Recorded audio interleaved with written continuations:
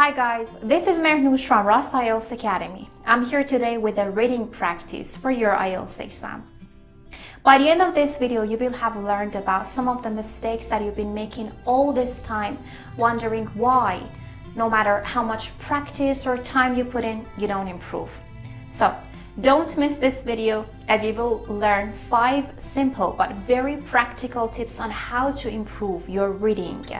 And you'll make a big difference in your IELTS score. And by the way guys, you need to visit our website to enroll in our wonderful VIP, Silver and Bronze course, because that is actually all you need to get the score you want in IELTS exam, as they improve your skills, the reading, listening, writing and speaking, because you will have access to the videos, material, the British-based podcasts, the grammar and vocabulary files and everything, almost everything you need. And by the way, if you have problems with one skill only, then that's okay.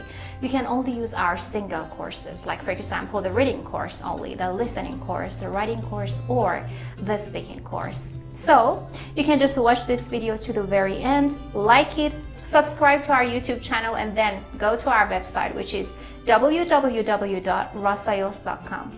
My colleagues, Anna and John, are there to answer your questions. So if you're ready now, we can get started.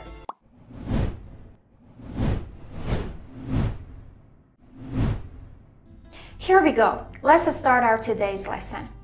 I know that many of you may panic when taking the reading tests in IELTS exam, and that's because you may not understand the definition of each and every word within the paragraph. But that's okay, because let me tell you a secret. Nobody does. And nobody has to understand the meaning of all the words. The thing is that some of you may have a wider vocabulary range and some of you may not. As long as you don't actually know how to apply the strategies and read the paragraphs, it doesn't matter what vocabulary range you have. So, in this video, we want to talk about some very general, simple, but important tips to help you take the reading tests more confidently with any vocabulary range that you might have. Here we go with the first one. Tip number 1, don't spend much time on one passage. As you know, in IELTS reading, there are 3 passages, 40 questions, and only 1 hour to answer all these questions. Now the big mistake is that many of you spend too much time on one passage. The thing is that the first passage is the easiest. The second one gets harder. The third one is the hardest. Now here's the mistake you make. You spend most of your time on the first passage and the questions in that passage. And the reason is that you're trying to give the correct answer to the questions from the very beginning. And sometimes you even may change some of your answers just to make sure this is the correct one. And that's exactly what takes all your time. And you wouldn't leave yourself enough time to answer the questions regarding or related to the second and third passage. So make sure to spend enough time on each of these passages, because there are 3 of them and you only have 1 hour to answer all the 40 questions. Now let's talk about tip number 2. Don't spend much time on one answer. Exactly. As we were talking about not spending much time on one passage, I told you that you shouldn't spend all your time or most of your time on one answer only. What you can do instead is, whenever you feel like the answer to this question might not be correct and you may get stuck with that one, just leave a mark next to that answer or next to that question. It can be a cross, it can be a tick, anything you feel more comfortable with. This way you can just go on with the next questions, like answer the next questions, and at the end of the test, if you have some extra time or you have already covered the next questions, you can just go back to review the previous ones and take another look on the ones that have a cross or tick next to them. So you can give an answer like the second answer or the correct answer to these questions in your extra time without losing all your time on one only. If you are able to manage your time well on exam day, then of course you can answer all the 40 questions. That wouldn't be a lot to handle. Tip number 3, scan and skim read the text. As I told you, it is not important to understand the definition of each and every word in the paragraphs in the reading test. Instead, you should know how and with what pace, so with what speed you should read the paragraphs. About the pace, you should read quickly. That's all I can say. Why? Because, as I just mentioned earlier, 3 passages, 40 questions, 1 hour limit. So you have to read the paragraphs quickly. But how can we read the paragraphs quickly? If you only read the paragraphs quickly to get the general idea of it, that's called skimming.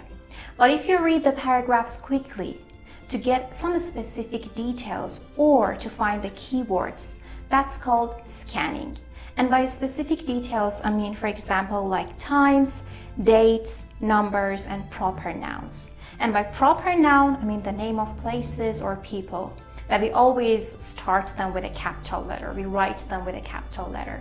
So don't forget to skim and scan read the text. Now let's talk about tip number 4. Underline the keywords. When you're taking the reading test, one of your main concerns might be not being able to find the keywords, because we always tell you find the keywords within the paragraphs and underline them. But how can you find these keywords? What are the keywords? The keywords give you the main information of the sentence. These are the most important words in the sentence.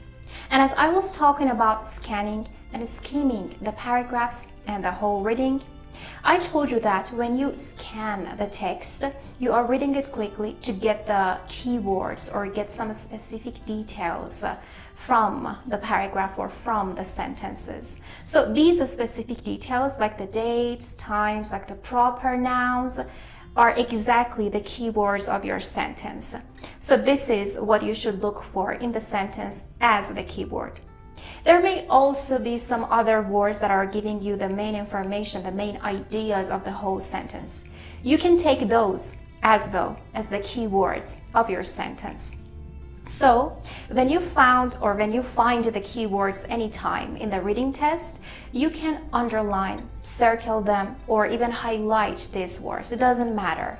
Do whatever you feel more comfortable with, because that's what can help you analyze these words and get help from them when you want to answer the questions.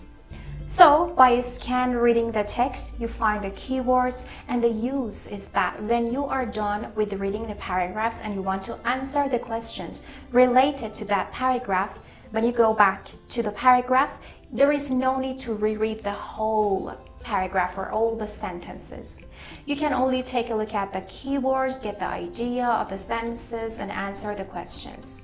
And also about skimming, I told you you should read the paragraphs quickly to get the general idea of it. That's what we call skimming.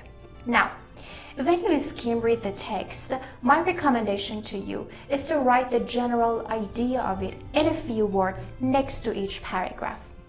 And when you want to answer the questions and you go back to the paragraph, there is no need to read the paragraph again to remember what the whole thing was about. You can just take a look at the keywords that you had found while scanning the text and the main idea next to each paragraph to help you answer the questions easier and manage your time. So by scanning and skimming each paragraph, you will be able to underline the keywords and write the summary of it in a few words next to each paragraph, so that you will have enough time to answer all those 40 questions in 1 hour. And now the last tip. Follow the line with a pencil. This tip may sound a bit simple, but it will come in incredibly handy. Okay. Let me tell you something about what happens when you are reading the 3 passages. When you're reading one of the paragraphs, because you are trying to read it very fast to cover all the questions in that 1 hour time, your eyes may get distracted by the next line. So you're reading one line but your eyes are looking at the next line and you miss that line because you want to read very fast. So to avoid that from happening, you can just put your pencil on the line and move it as you read the lines. This can help you with two things. Firstly, you will just read that line and you will not get distracted by the next ones.